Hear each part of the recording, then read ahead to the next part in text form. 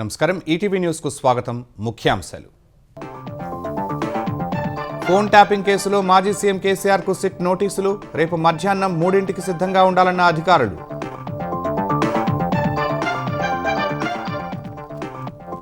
హైదరాబాద్ లో ఎక్కడ విచారించాలనే అంశాన్ని కేసీఆర్ కే వదిలేసిన సిట్ ట్యాపింగ్ పై ఎవరికైనా నోటీసులు ఇవ్వొచ్చన్న టీపీసీసీ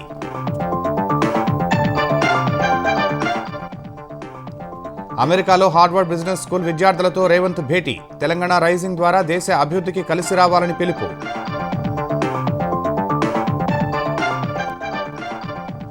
ఏపీ మద్యం కుంభకోణంలో ప్రధాన నిందితుడు రాజ్ కేసిరెడ్డికి చుక్కెదురు బెయిల్ పిటిషన్ను కొట్టేసిన ఆంధ్రప్రదేశ్ హైకోర్టు తిరుమల లడ్డూలకు కల్తీ నెయ్యి సరఫరాపై తెలుగుదేశం మండిపాటు వైసీపీ పెద్దలు తప్పును అంగీకరించి లొంగిపోవాలని సూచన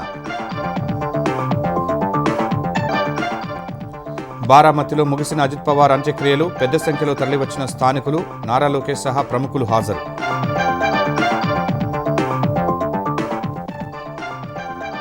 భారత ఆర్థిక మూలాలు బలంగా ఉన్నాయన్న సర్వే జీఎస్టీ సంస్కరణలతో 2026-27లో ఆదాయం తగ్గుతుందని అంచనాలు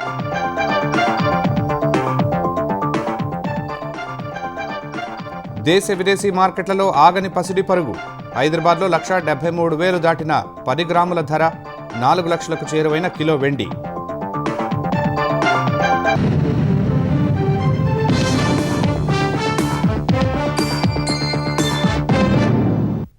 ఫోన్ అక్రమ ట్యాపింగ్ కేసులో మాజీ ముఖ్యమంత్రి బీఆర్ఎస్ అధినేత కేసీఆర్కు సిట్ అధికారులు నోటీసులు జారీ చేశారు.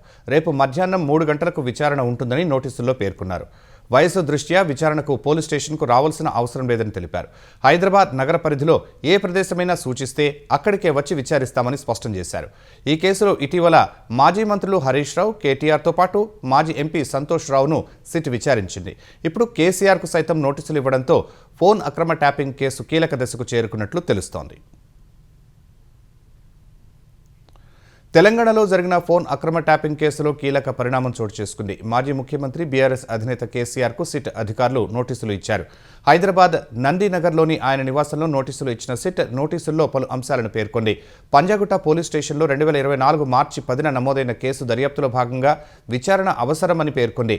రేపు మధ్యాహ్నం 3 గంటలకు విచారణ చేస్తామని అధికారులు నోటీసుల్లో తెలిపారు.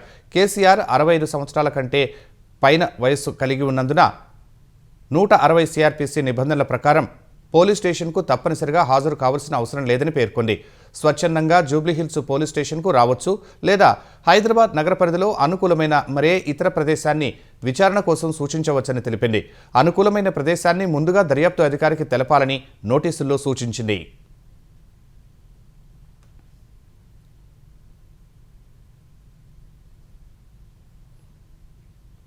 ఈ కేసులో ఇటీవల మాజీ మంత్రులు హరీష్ రావు, కేటీఆర్తో పాటు మాజీ ఎంపీ సంతోష్ రావును సిట్ విచారించింది. 2024 మార్చి 10న పంజాగుట్ట పోలీస్ స్టేషన్లో నమోదైన ఫోన్ అక్రమ ట్యాపింగ్ కేసును సిట్ దర్యాప్తు చేస్తోంది. ఎస్ఐబి అదనపు ఎస్పీ ఫిర్యాదు మేరకు నమోదైన ఈ కేసులో ఇప్పటికే 4 మాజీ పోలీసు అధికారులను అరెస్టు చేశారు. ప్రధాన నిందితుడు ప్రభాకర్ రావును కస్టోడియల్ విచారణ చేసింది. గతంలో టాస్క్ ఫోర్స్ మాజీ ఓఎస్డీ రాధాకిషన్ రావు, భుజంగరావులు ఇచ్చిన కన్ఫెక్షన్ స్టేట్మెంట్లో కేసీఆర్ పేరును ప్రస్తావించారు. ఇదే విషయాన్ని కోర్టుకు సైతం తెలిపారు. ప్రభాకర్ రావు నియామకంపై భుజంగరావును విచారించిన సమయంలో కేసీఆర్ పేరును ప్రస్తావించారు. ప్రభాకర్ రావు తరచూ ప్రగతి భవన్కు వెళ్లివచ్చేవారని తెలిపారు. వీరి వాంగ్మూలాల ఆధారంగా కేసీఆర్ను విచారించాలని సిట్ భావిస్తోంది. 2023 ఎన్నికల సమయంలో ప్రణీత్ రావు, అతని బృందం చేసిన ఫోన్ ట్యాపింగ్లపై కూడా కేసీఆర్ను ప్రశ్నించనున్నట్లు సమాచారం. కేసీఆర్ అంటే ఉద్యమ నాయకుడిగా తమకు గౌరవం ఉందని, ఫోన్ ట్యాపింగ్ వ్యవహారంలో ఎవరు భాగస్వాములో తేలాల్సి ఉందని తెలంగాణ పీసీసీ అధ్యక్షుడు మహేష్ కుమార్ గౌడ్ అన్నారు. ఈ కేసులో వాస్తవాలు తెలుసుకోవాలంటే సిట్ ఎవరికైనా నోటీసులు ఇవ్వవచ్చని పేర్కొన్నారు. ఫోన్ ట్యాపింగ్ విషయంలో విచారణ పారదర్శకంగా జరగాలన్న మహేష్ కుమార్ గౌడ్ సిట్ సంపూర్ణ విచారణ జరిపితేనే నిజాలు బయటకు వస్తాయని తెలిపారు. ఆనాడు ముఖ్యమంత్రి, మంత్రుల ప్రమేయం లేకుండా ఫోన్ ట్యాపింగ్లు జరిగే అవకాశం లేదన్నారు. అధికారులు మాత్రమే ఇలాంటి చర్యలకు పాల్పడరని అన్నారు. ఈ విషయంలో వాస్తవాలు బయటకు రావాలని ప్రజలు కోరుకుంటున్నారని పేర్కొన్నారు. కేసీఆర్కు నోటీసులు ఇవ్వడంలో రాజకీయ దురుద్దేశం లేదని మహేష్ కుమార్ గౌడ్ స్పష్టం చేశారు. కేసీఆర్ అంటే ఒక ఉద్యమ నాయకుడిగా మాకు గౌరవం ఉంది. ఫోన్ ట్యాపింగ్ అన్నది అత్యంత హేయమైనటువంటి నేరము. ఈ నేరంలో ఎవరు భాగస్వామిలో తేలాల్సిన అవసరం ఉంది. ప్రజలు కోరుకుంటా ఉన్నారు. ఏదేమైనా సిట్ విచారణ సంపూర్ణంగా జరిగితే తప్ప వాస్తవాలు రావు. వాస్తవాలు బయటికి రావాలి. ఈ విచారణ పరిపూర్ణంగా జరగాలి. దీంట్లో ఎవరి మీద కూడా రాజకీయ కక్ష లేదు, రాజకీయ దురుద్దేశం లేదు. ఈ విచారణ పరిపూర్ణంగా జరగాలి. అప్పుడు ప్రజలు కోరుకునే విధంగా వాస్తవాలు బయటకు రావాలి. ఫోన్ అక్రమ ట్యాపింగ్ కేసులో బీఆర్ఎస్ అధినేత కేసీఆర్కు సిట్ నోటీసులు ఇవ్వడంపై ఆ పార్టీ నేతలు కేటీఆర్, హరీష్ రావు తీవ్రంగా మండిపడ్డారు. కేసీఆర్కు నోటీసులు ఇవ్వడం అత్యంత దుర్మార్గమని కేటీఆర్ ధ్వజమెత్తారు. కేసీఆర్కు నోటీసులు ఇవ్వడం రాజకీయ కక్ష సాధింపులకు నిదర్శనమని తెలిపారు. పాలనా వైఫల్యాలు కప్పిపుచ్చుకునేందుకే కేసీఆర్కు నోటీసులు ఇచ్చారని అన్నారు. కక్ష సాధింపు రాజకీయాలను బీఆర్ఎస్ తీవ్రంగా ఖండిస్తోందని, రాజకీయ కక్ష సాధింపులకు ప్రజలే తగిన గుణపాఠం చెబుతారని తెలిపారు. ప్రజల గొంతుకగా కాంగ్రెస్ ప్రభుత్వ అన్యాయపు పాలనపై పోరాటం కొనసాగిస్తామని కేటీఆర్ అన్నారు. అటు కేసీఆర్ టచ్ చేయడం అంటే తెలంగాణ ఆత్మగౌరవాన్ని టచ్ చేయడమేనని మాజీ మంత్రి హరీష్ రావు అన్నారు. తెలంగాణను దేశంలోనే అగ్రగామిగా నిలిపిన మహానేత కేసీఆర్ అని, ప్రజా వ్యతిరేకతను పక్కదారి పట్టించేందుకే సిట్ నోటీసులు అని తెలిపారు. రాజకీయ వేధింపులతో మున్సిపల్ ఎన్నికల్లో లబ్ధి పొందే కుట్ర అని తెలంగాణ సమాజమంతా కేసీఆర్ వెంటే ఉందన్నారు. రేవంత్ రెడ్డి రాజకీయ వేధింపులకు భయపడే ప్రసక్తే లేదని హరీష్ రావు పేర్కొన్నారు. తెలంగాణ రైజింగ్ ద్వారా భారత అభివృద్ధి గాథలో భాగస్వాములు కావాలని హార్వర్డ్ స్కూల్ ఆఫ్ బిజినెస్ విద్యార్థులను ముఖ్యమంత్రి రేవంత్ రెడ్డి కోరారు. అమెరికాలోని కెనడీ స్కూల్లో లీడర్షిప్ కోర్సు చేస్తున్న రేవంత్ రెడ్డి భారతీయ విద్యార్థుల ఆహ్వానం మేరకు హార్వర్డ్ స్కూల్ ఆఫ్ బిజినెస్ను సందర్శించారు. హార్వర్డ్ స్కూల్ ఆఫ్ బిజినెస్ విద్యార్థులకు వృత్తిపరమైన అవకాశాలు, సవాళ్లపై రేవంత్ రెడ్డి చర్చించారు. తన రాజకీయ, వ్యక్తిగత జీవిత విశేషాలు, విజయాలను పంచుకున్నారు. తెలంగాణ రైజింగ్ విజన్ లక్ష్యాలు, ముఖ్య లక్షణాలను సీఎం వివరించారు. తెలంగాణ నెట్వర్క్లు, ప్రతిభను వినియోగించుకోవాలని విద్యార్థులను సీఎం కోరారు. హైదరాబాద్ తెలంగాణ అవకాశాలు, బలాలను ప్రపంచానికి పరిచయం చేసే బ్రాండ్ అంబాసిడర్లుగా వ్యవహరించాలని హార్వర్డ్ స్కూల్ ఆఫ్ బిజినెస్ విద్యార్థులను సీఎం ఆహ్వానించారు. వైసీపీ హయాంలో పవిత్రమైన తిరుమల లడ్డు ప్రసాదాన్ని కల్తీ నెయ్యితో తయారు చేసి అపచారానికి పాల్పడ్డారని తెలుగుదేశం నేతలు మండిపడ్డారు. జగ్గయ్యపేట ఎమ్మెల్యే శ్రీరామ్ రాజగోపాల్ జగ్గయ్యపేట మండలం తిరుమలగిరిలో శ్రీ వెంకటేశ్వర స్వామివారి ఆలయం శుద్ధి చేశారు. పెడన ఎమ్మెల్యే కాగిట కృష్ణప్రసాద్ బంటుమిల్లి వెంకటేశ్వర స్వామి దేవస్థానంలో పూజలు నిర్వహించారు. భక్తుల మనోభావాలు, ఆరోగ్యాలతో ఆడుకున్న వైసీపీ పెద్దలు తమ తప్పు ఒప్పుకుని సిట్ ముందు లొంగిపోవాలని ఆయన సూచించారు. తిరుపతి జిల్లా చంద్రగిరి నియోజకవర్గంలోని యోగి మల్లవరం శివాలయంలో ఎమ్మెల్యే పులివర్తి నాని ప్రత్యేక పూజలు నిర్వహించారు. వైసీపీ హయాంలో తిరుమల లడ్డూ ప్రసాదం విషయంలో జరిగిన అపచారానికి నిరసనగా ఆలయాన్ని శుద్ధి చేసినట్లు తెలిపారు. కల్తీ నెయ్యి వ్యవహారంలో జగన్ సహా వైసీపీ నేతల్ని జనం నిలదీయాలని గుంటూరు తూర్పు ఎమ్మెల్యే మహమ్మద్ నసీర్ అన్నారు. లాలాపేటలోని శ్రీ వెంకటేశ్వర స్వామి ఆలయం వద్ద పార్టీ నేతలతో కలిసి ఆయన నిరసన తెలిపారు. రసాయనాలతో నెయ్యి తయారీ మహాపాపమని మంత్రి రాంప్రసాద్ రెడ్డి అన్నారు. టీటీడీ నిబంధనలను నీరుగార్చి ఇష్టానుసారంగా కంపెనీలకు టెండర్లు కట్టబెట్టారని ఆరోపించారు. వైసీపీ హయాంలో దేవుళ్లతోనూ ఆటలు ఆడారని తెలుగుదేశం అధికార ప్రతినిధి నిలాయపాలెం విజయ్ కుమార్ మండిపడ్డారు. చుక్క పాలు కొనకుండా 60 లక్షల లీటర్ల నెయ్యిని తయారు చేశామని దేశానికే కాదు, రాష్ట్రానికే కాదు, రాష్ట్రంలోని ప్రజలకే కాదు, దేవుడికి కూడా చెప్పేశారు. మేము 4-5 సంవత్సరాలుగా తిరుమలలో అపచారం జరుగుతోంది, లడ్డూలో అపచారం జరుగుతోంది, తిరుమల నెయ్యిలో ఖచ్చితంగా కల్తీ ఉంది, లేకపోతే ఇంత ఈజీగా చెడిపోయే అవకాశం లేదు, 2-3 రోజుల కల్లా లడ్డు పాడైపోతున్నాయని మొత్తుకున్నాం, అభ్యర్థించాం, చెప్పాం, బాబు చూసుకో తప్పది, అపచారం అది. కానీ ఆయన పార్టీ కానీ ఆయన పార్టీని మించిన 2 చైర్మన్లు కానీ ఎవరు పట్టించుకోలేదు. సరికదా, తెలిసి కల్తీని కంటిన్యూ చేశారు. తిరుమల శ్రీవారి లడ్డు, నెయ్యి కల్తీపై పల్నాడు జిల్లా పిడుగురాళ్లలో ఫ్లెక్సీలు వెలిశాయి. మహాపాపం నిజం పేరుతో ఎన్టీఆర్ కూడలి బ్యాంకుల సెంటర్లో బ్యానర్లు కట్టారు. ప్రతి ఫ్లెక్సీలోనూ అది నెయ్యే కాదు, పామాయిల్ కెమికల్ కలిపిన ద్రవం, ఆ నెయ్యితోనే 20 కోట్ల లడ్డూ ప్రసాదం తయారు చేశారంటూ ఫ్లెక్సీలు రాశారు. ఈ ఫ్లెక్సీలు సామాజిక మాధ్యమాల్లో వైరల్గా మారాయి. ప్రపంచవ్యాప్తంగా అనిశ్చిత పరిస్థితులు కొనసాగుతున్నప్పటికీ భారత ఆర్థిక మూలాలు బలంగానే ఉన్నాయని ఆర్థిక సర్వే స్పష్టం చేసింది. రూపాయి మారకపు విలువ తగ్గుతున్నప్పటికీ అది దేశ ఆర్థిక వ్యవస్థకు ప్రతిబింబం కాదని తేల్చి చెప్పింది. అమెరికా టారిఫ్లు సహా ఇతర బాహ్య పరిణామాలు మాత్రమే ఇందుకు కారణమని పేర్కొంది. జీఎస్టీ సంస్కరణల కారణంగా వచ్చే ఆర్థిక సంవత్సరంలో వృద్ధి రేటు అంచనాలు కాస్త తగ్గించిన ఆర్థిక సర్వే ఈ ఆర్థిక సంవత్సరం 7.4% నమోదవుతుందని తెలిపింది. బడ్జెట్ సమావేశాల్లో భాగంగా 2025-26 ఆర్థిక సర్వేను కేంద్ర ఆర్థిక శాఖ మంత్రి నిర్మలా సీతారామన్ పార్లమెంట్లో ప్రవేశపెట్టారు. కేంద్ర బడ్జెట్ సమర్పణకు ముందు ఆర్థిక సర్వేను ప్రవేశపెట్టడం ఆనవాయితీగా వస్తూ ఉండగా గత ఏడాది కాలంలో దేశ ఆర్థిక పనితీరును, రాబోయే ఆర్థిక సంవత్సరంలో ఆర్థికంగా ఎదురయ్యే సవాళ్లను ముందుగానే అంచనా వేసి చెప్పే ఈ ఆర్థిక సర్వేలో పలు అంశాలను ప్రస్తావించారు. 2026-27 ఆర్థిక సంవత్సరానికి దేశ జీడీపీ 6.8 నుంచి 7.2% ఉండొచ్చని ఆర్థిక సర్వే అంచనా వేసింది. ప్రస్తుత 2025-26 ఆర్థిక సంవత్సరానికి 7.4% ఉండొచ్చని పేర్కొంది. డాలర్తో పోలిస్తే రూపాయి మారకపు విలువ ఇటీవల గణనీయంగా తగ్గుతూ ఉన్నప్పటికీ భారత ఆర్థిక మూలాలు బలంగా ఉన్నాయని పేర్కొంది. రూపాయి బలహీనత ఆర్థిక వ్యవస్థ వాస్తవ పరిస్థితికి ప్రతిబింబం కాదని స్పష్టం చేసింది.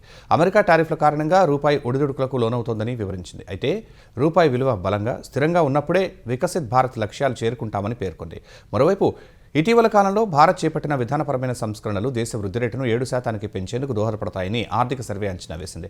ప్రపంచవ్యాప్తంగా అనిశ్చిత పరిస్థితులు నెలకొన్న వేళ దేశీయంగా వృద్ధి రేటును పెంచుకోవడానికి కేంద్రం ప్రాధాన్యం ఇవ్వాలని సూచించింది. జీఎస్టీ సంస్కరణలు ప్రపంచ అనిశ్చిత పరిస్థితులను మనకు అవకాశాలుగా మార్చాయని పేర్కొంది. ఈ మార్పుల తాలూకు ప్రభావం వచ్చే ఆర్థిక సంవత్సరంలో సర్దుబాటు అవుతుందని వివరించింది. ఐరోపా సమాఖ్యతో చేసుకున్న స్వేచ్ఛా వాణిజ్య ఒప్పందం భారత తయారీ రంగంలో పోటీతత్వాన్ని బలోపేతం చేస్తుందని, ఎగుమతుల పరంగానూ దోహదపడుతుందని తెలిపింది. స్వదేశీ నినాదాన్ని క్రమశిక్షణతో కూడిన వ్యూహంతో అమలు చేయాలని సూచించింది. అభివృద్ధి చెందిన దేశాలు అనుసరిస్తున్న ఎగుమతుల నియంత్రణ కారణంగా స్వదేశీ విధానం అనివార్యం, తప్పనిసరి అని పేర్కొంది.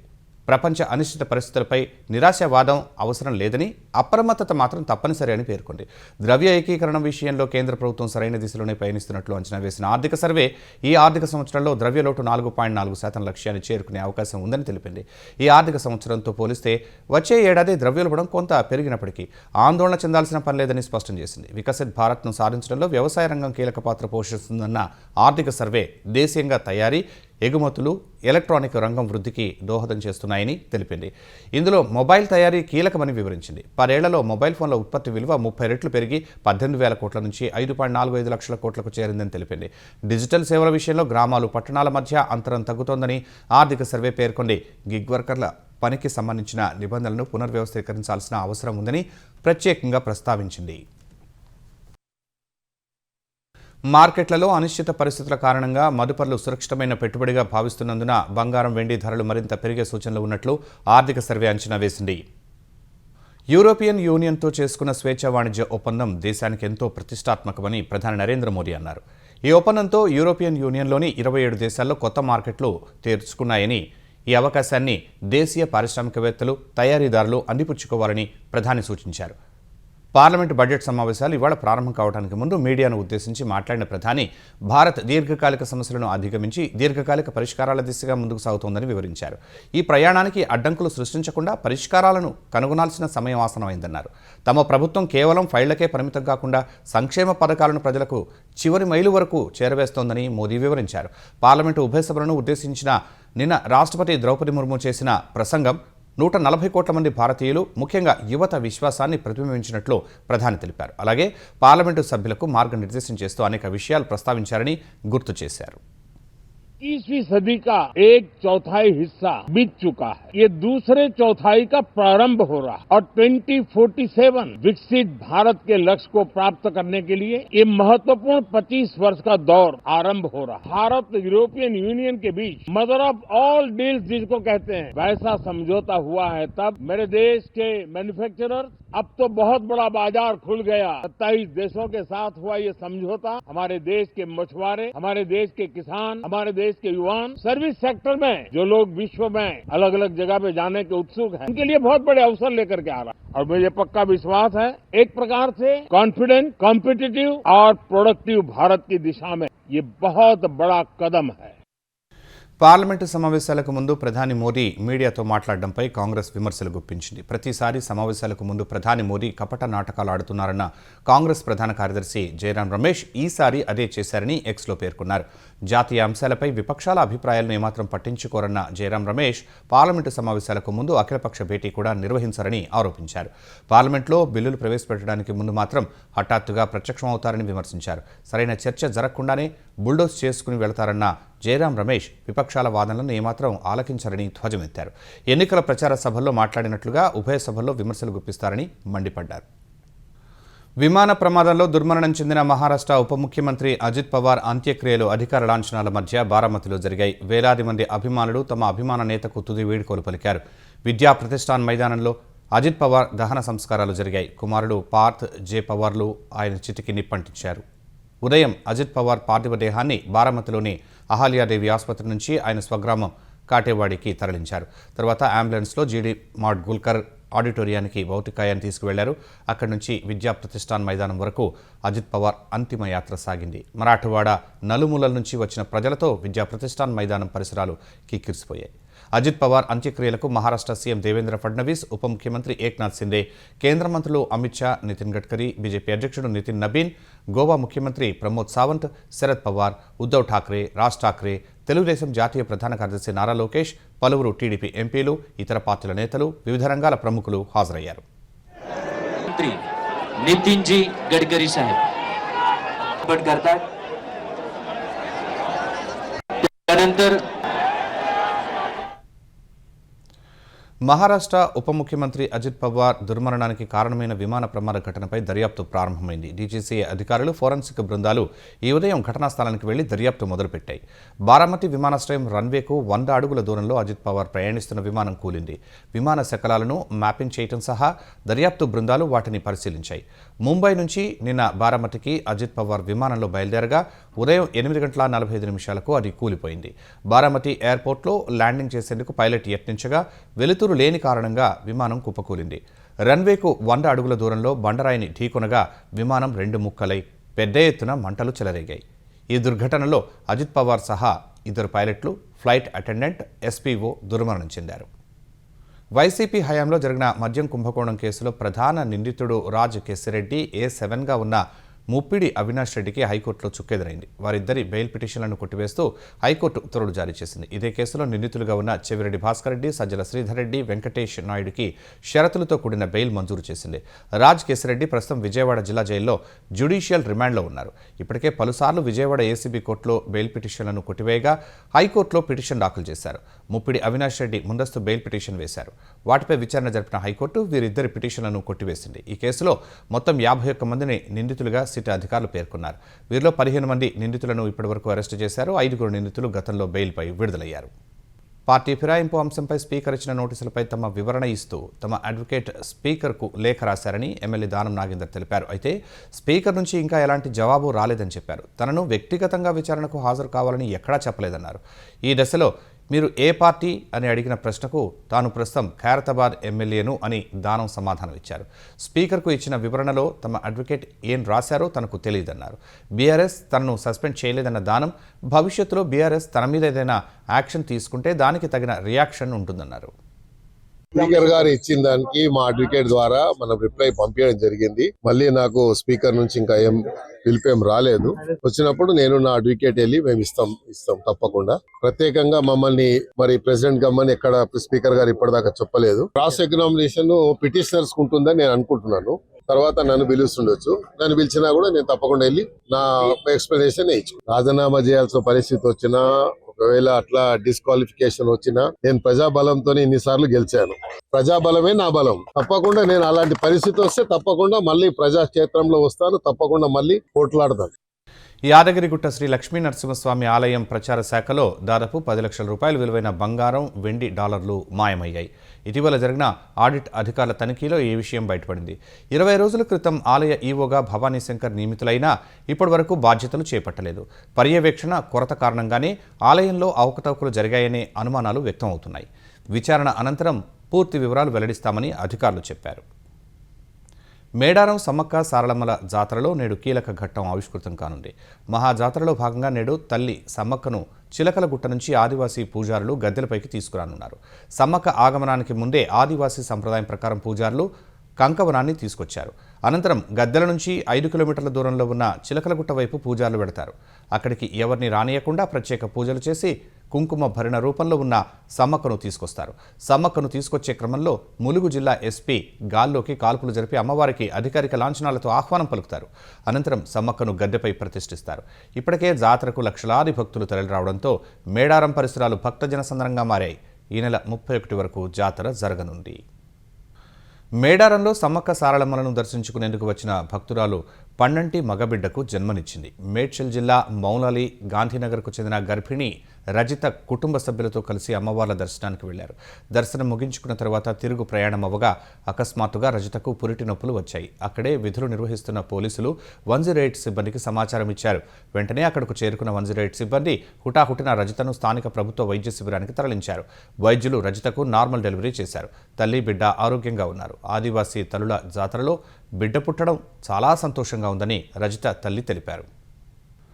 అంతర్జాతీయ మార్కెట్లు, దేశీయ మార్కెట్లలో బంగారం, వెండి ధరలు అంతకంతకు పెరుగుతూనే ఉన్నాయి. హైదరాబాద్ మార్కెట్లో నిన్న ఒక్కరోజే 10 గ్రాముల మేలిమి బంగారం 10,000 రూపాయలు పెరిగి 1,73,300 రూపాయలకు చేరగా ఇవాళ మరో 11,470 రూపాయలు పెరిగి 1,84,770 రూపాయలకు చేరింది. ఇక 22 క్యారెట్ల పసిడి 10 గ్రాములకు 1,63,950 రూపాయలకు ఎగబాకింది. హైదరాబాద్ మార్కెట్లో కిలో వెండి ధర 3,99,500 రూపాయలకు ఎగబాకింది. అటు ఫ్యూచర్ ట్రేడింగ్లో కిలో వెండి ధర 4 లక్షల రూపాయలు దాటితే 10 గ్రాముల బంగారం ధర 1,80,000 రూపాయలకు చేరింది. ఫ్యూచర్ ట్రేడింగ్లో కిలో వెండి ధర ఇవాళ ఒక్కరోజే 22,090 రూపాయలు పెరిగి 4,07,450 రూపాయలకు చేరింది. పసిడి ధర 10 గ్రాములకు 14,586 రూపాయలు పెరిగి 1,80,501 రూపాయికి ఎగబాకింది. అంతర్జాతీయ ఫ్యూచర్ మార్కెట్లో బంగారం ఔన్సు ధర మొదటిసారి $5,600 మార్కును అధిగమించింది. ఢిల్లీ పోలీస్ విభాగంలోని special weapons and tactics SWAT స్వాట్ బృందంలో కమాండోగా పనిచేస్తున్న కాజల్ చౌదరి అనే మహిళా కానిస్టేబుల్ తన భర్త చేతిలో దారుణ హత్యకు గురయ్యారు. 27 ఏళ్ల కాజల్ చౌదరిని భర్త అంకుర్ డంబెల్తో తలపై మోదీ చంపాడు. అంకుర్ రక్షణ శాఖలో క్లర్క్గా పనిచేస్తుండగా డబ్బు వ్యవహారానికి సంబంధించి ఇద్దరి మధ్య వివాదం తలెత్తినట్టు తెలిసింది. ఈ క్రమంలోనే సహనం కోల్పోయిన అంకుర్ ఆమెపై దాడి చేసినట్టు పోలీసు వర్గాలు తెలిపాయి. భయపడిన కాజల్ కానిస్టేబుల్గా పనిచేస్తున్న తన తమ్ముడు నిఖిల్కు ఫోన్ చేసి మాట్లాడుతూ ఉండగానే అంకుర్ డంబెల్తో ఆమె బలంగా పలుమార్లు కొట్టాడు. వెంటనే సోదరి ఇంటికి వెళ్లిన నిఖిల్ రక్తపు మడుగులో ఉన్న కాజల్ను ఆసుపత్రికి తరలించారు. అక్కడ చికిత్స చేస్తూ ఉండగానే కాజల్ ప్రాణాలు కోల్పోయారు. 2023లో పెళ్లైనప్పటి నుంచి అదనపు కట్నం కోసం అంకుర్ కాజల్ను వేధిస్తున్నట్టు ఆమె కుటుంబ సభ్యులు తెలిపారు. భారత్, ఐరోపా సమాఖ్యల మధ్య కుదిరిన స్వేచ్ఛ వాణిజ్య ఒప్పందంపై అమెరికా మరోసారి అక్కసు వెళ్లగక్కింది. ఉక్రెయిన్లో యుద్ధం కొనసాగుతున్నప్పటికీ వాణిజ్య ప్రయోజనాలకే EU ప్రాధాన్యం ఇచ్చిందని అమెరికా వాణిజ్య శాఖ మంత్రి స్కాట్ బెసెంట్ మండిపడ్డారు. గత ఏడాది భారత్ దిగుమతులపై తమ మాదిరిగా అదనపు సుంకాలు విధించేందుకు EU విముఖత చూపిందన్నారు. వాణిజ్య ఒప్పందంపై ముందుకు వెడుతున్నందునే ఆ పని చేయలేదని స్కాట్ బెసెంట్ అన్నారు. ఉక్రెయిన్ కంటే వాణిజ్య ప్రయోజనాలకే EU ప్రాధాన్యం ఇచ్చిందన్నారు. రష్యా నుంచి దిగుమతి చేసుకున్న ముడి చమురును భారత్ శుద్ధి చేసి విక్రయిస్తోందని బెసెంట్ గుర్తు చేశారు. ఇప్పుడు ఆ ఉత్పత్తులను కొనుగోలు చేయడం ద్వారా రష్యా యుద్ధానికి EU కూడా పరోక్షంగా నిధులు సమకూరుస్తున్నట్టేనని బెసెంట్ ఆరోపించారు. కొలంబియాలో చిన్న విమానం కూలిన ఘటనలో 15 మంది దుర్మరణం పాలయ్యారు. కొలంబియన్ చట్టసభ సభ్యుడు కూడా మృతుల్లో ఉన్నారు. నోర్టెడ్ సంటాండర్ ప్రావిన్స్లోని గ్రామీణ ప్రాంతంలో జరిగిన ఈ దుర్ఘటనలో ప్రభుత్వ రంగ విమాన సంస్థ సటేనాకు చెందిన విమానం కూలినట్లు కొలంబియా రవాణా శాఖ ప్రకటించింది. కుకుటా ఎయిర్పోర్ట్ నుంచి పర్వత ప్రాంతమైన ఒకానాకు వెళుతూ ఉండగా ఆ విమానంతో ఎయిర్ ట్రాఫిక్ కంట్రోల్కు 40 నిమిషాలు సంబంధాలు తెగిపోయినట్లు పేర్కొంది. ఈ విమానం ఎందుకు కూలిందనే కారణాలు తెలియాల్సి ఉందని కొలంబియా రవాణా శాఖ తెలిపింది. మృతుల్లో ప్రతినిధుల సభ సభ్యుడు డయోజెనెస్ క్వింటెరో, కాంగ్రెస్ తరపున పోటీ చేస్తున్న సామాజిక నాయకుడు కార్లోస్ సాల్సెడో ఉన్నారని విమానయాన సంస్థ తెలిపింది. ఆటను ఆస్వాదించలేకపోవడం వల్లే తాను క్రికెట్ నుంచి రిటైర్ అయినట్టు భారత మాజీ క్రికెటర్ యువరాజ్ సింగ్ తెలిపారు. వయస్సు పెరిగే క్రమంలో తనపై ఉన్న అంచనాలను అందుకోలేకపోయానని చెప్పారు. ఆ సమయంలో వచ్చిన విమర్శలు తనను ఎంతో బాధించాయని పేర్కొన్నారు. Tennis star Sania Mirza YouTube ఛానల్కు ఇచ్చిన ఇంటర్వ్యూలో ఈ మేరకు తెలిపిన యువరాజ్ కెరీర్ చివరి దశలో ఉన్నప్పుడు తనకు తగిన గౌరవం లభించలేదన్నారు. అప్పటికే తాను మానసికంగా, శారీరకంగా అలసిపోయినట్టు తెలిపారు. ఎవరి కోసమో ఏదో నిరూపించుకోవాల్సిన అవసరం తనకు లేదనే అభిప్రాయానికి వచ్చి ఆటకు వీడ్కోలు పలికినట్లు యువరాజ్ వివరించారు. భారత క్రికెట్ చరిత్రలో అత్యుత్తమ ఆటగాళ్లలో ఒకరైన Yuvraj 2007 T20 world cup, 2011 one day ప్రపంచ కప్ విజయాల్లో కీలక పాత్ర పోషించారు. 2011 ప్రపంచ కప్లో క్యాన్సర్తో పోరాడుతూనే అద్భుత ప్రదర్శన చేసి ప్లేయర్ ఆఫ్ ది టోర్నీగా నిలిచారు. ముఖ్యాంశాలు మరోసారి. ఫోన్ ట్యాపింగ్ కేసులో మాజీ సీఎం కేసీఆర్కు సిట్ నోటీసులు. రేపు మధ్యాహ్నం 3ంటికి సిద్ధంగా ఉండాలన్న అధికారులు.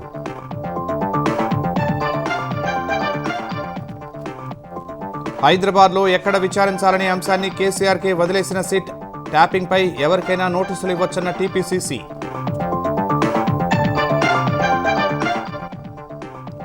అమెరికాలో హార్వర్డ్ బిజినెస్ స్కూల్ విద్యార్థులతో రేవంత్ భేటీ. తెలంగాణ రైజింగ్ ద్వారా దేశ అభివృద్ధికి కలిసి రావాలని పిలుపు.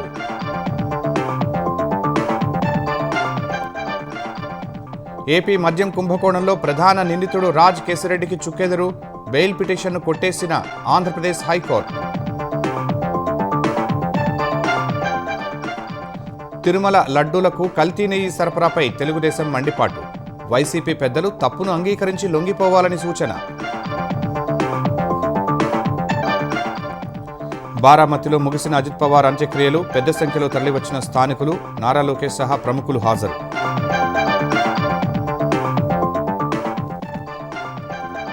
భారత ఆర్థిక మూలాలు బలంగా ఉన్నాయన్న సర్వే. జీఎస్టీ సంస్కరణలతో 2026-27లో ఆదాయం తగ్గుతుందని అంచనాలు.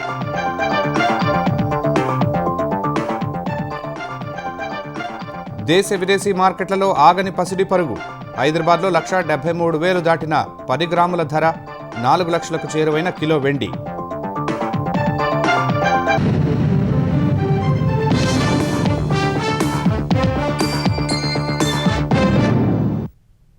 ఈటీవీ న్యూస్ సమాప్తం. నమస్కారం.